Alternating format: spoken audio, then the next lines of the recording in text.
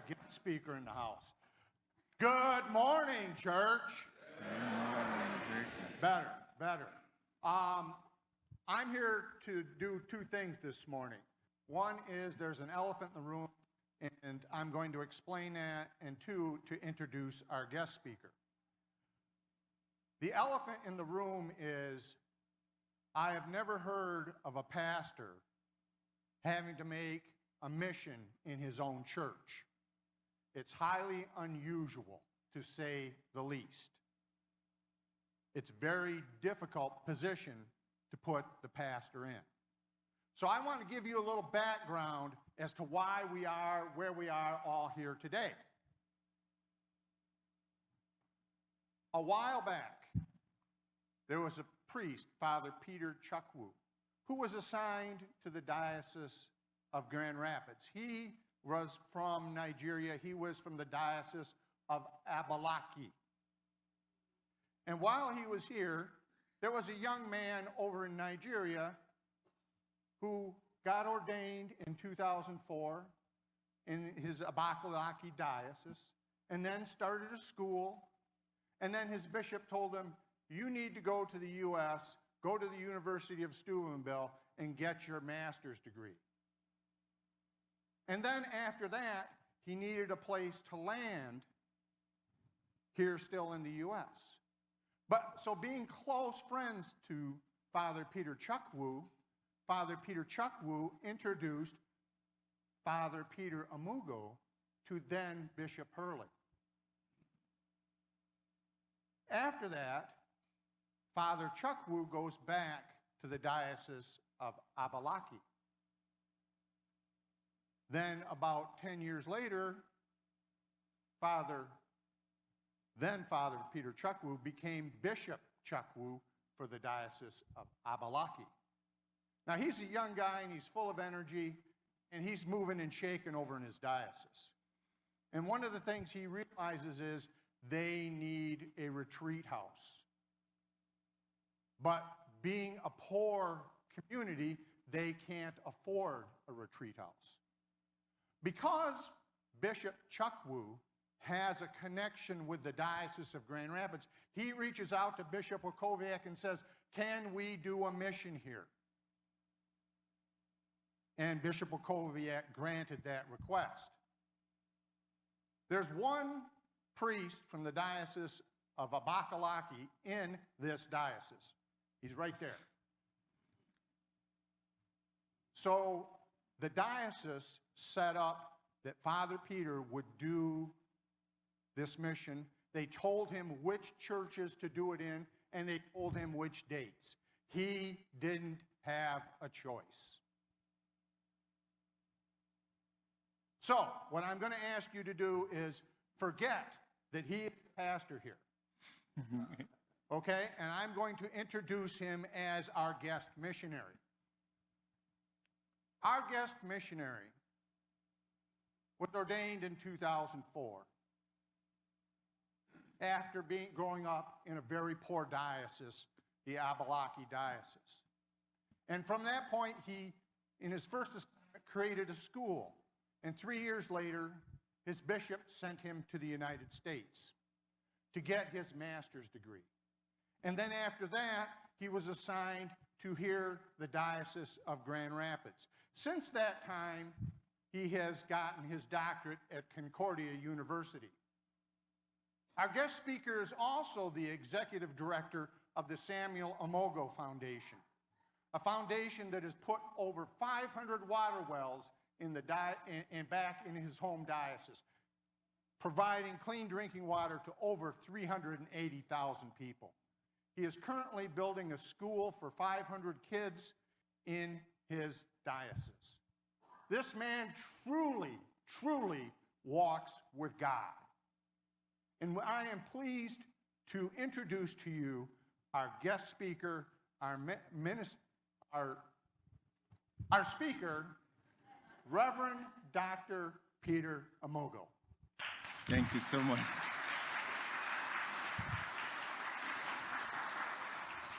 That was really a loud introduction. Thank you so much, Deacon Greg.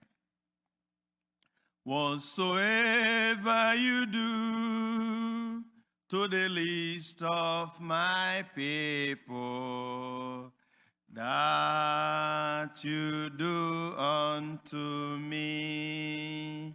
When I was hungry, you gave me to eat.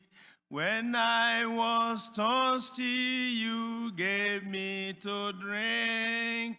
Now enter into the home of my Father.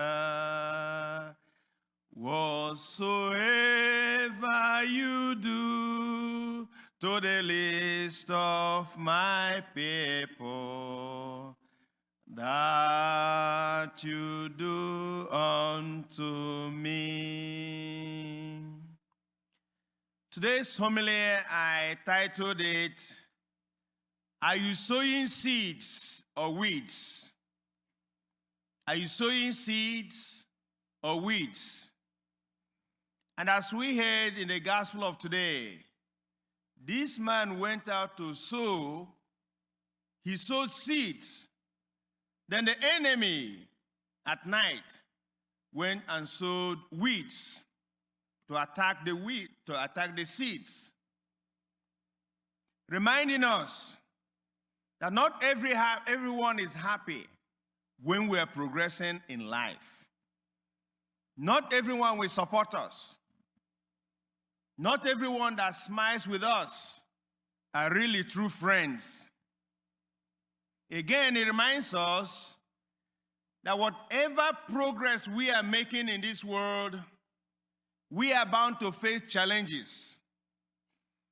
Challenges are not meant to weigh us down. Challenges are meant to help us to grow in life. Martin Luther King Jr. said that the true measure of a man is not where he stands in times of comfort, but in times of challenges and difficulties. Difficult roads lead to beautiful destination. And so, as we progress in life, as we face our challenges, stumbling blocks, let us not give up. Summarily put, let us be happy with our brothers and sisters when they are progressing. Jealousy, anger, hatred, malice are signs of sowing weeds. Let us sow seeds and not weeds. Throughout the dioceses in U.S., every summer, we have missionaries coming from different parts of the world to preach on different mission appeals, to let us know what they are doing in their missions. And every other year here in our parish, we have missionaries come to share what they are doing. In the recent past, we have had Mary Knoll mission preaching what they do in their mission. As Deacon Greg mentioned, when missionaries apply to do missions, they have no control of where they will be assigned. And so my bishop, he was ordained 2 years ago. He applied for us to have this mission in this diocese. And being the only priest for my diocese, I was assigned to do this mission. That is the reason why I am here today. But there are some importance attached to mission appeal. And some of them are these. One, helping the missionaries in their missions. Some of the missionaries have wonderful mission, but they don't have the finance to project those missions. And that is the reason why in the summer, every year, we have different missionaries going to different parishes to source for funds. Number two, It increases hope of the growth of the church. It increases the hope of the growth in the church. Increasing the hope because each time there's a lack, then another church or another diocese is supplying. You remember that this year in our diocese here in Grand Rapids, we ordained 2 priests. Next year, we'll ordain 1 priest. In 2025, it's 0. But when we see missionaries talking about missions and seeing the faith flourishing in other parts of the country or other parts of the world, it shows that there is still hope that the church that is growing will supply wherever there is a lack. And that is the reason why we have other priests in this diocese. Priests from Nigeria, priests from Colombia, priests from Uganda, priests from Mexico, because we are one. Number 3, unity. Catholics are known as one. When we go to Africa, it is the same mass. When we go to Europe, it is the same mass. And we are there to help each other to grow because we are one. Number 4, plights of the missionaries.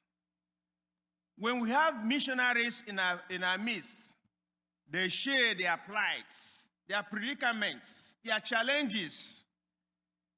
One is that we thank God for the freedom that we have here. 2, we got to know the plights, the challenges that these missionaries go through. As we thank God for the freedom that we have here, we are moved to assist the missionaries. In some parts of the world, some of the missionaries are not even allowed to preach in public. In some parts of the world, parishioners are not even allowed to worship God in the church as we are doing today. Some churches are burnt. Some missionaries are kidnapped. Parishioners are abducted in different parts of the world. But when we see their story and when we hear their stories, we are moved to assist them. So these are some of the benefits that we hear and we share from the missionaries. As we talk about sowing seeds and not sowing weeds, I have 2 points to share with you today. Number 1, the first seminary in Nigeria was built in 1924. And that seminary was named St. Paul's Seminary. Well, when that seminary started, they didn't have enough structures needed in the seminary. And so they sent out priests to go for mission appeals, just like I'm doing today. And one of the priests that was on a mission appeal shared his story. 2 French ladies by the name Stephanie and Jean Bigard, they heard about the need of building a seminary in Nigeria. They prayed over it. They were touched, and they were moved to support this project. They supported this project, and the seminary was built in 1951. And the seminary was renamed after these 2 ladies. Today, this seminary answers Bigard Memorial Seminary in memory of these 2 ladies.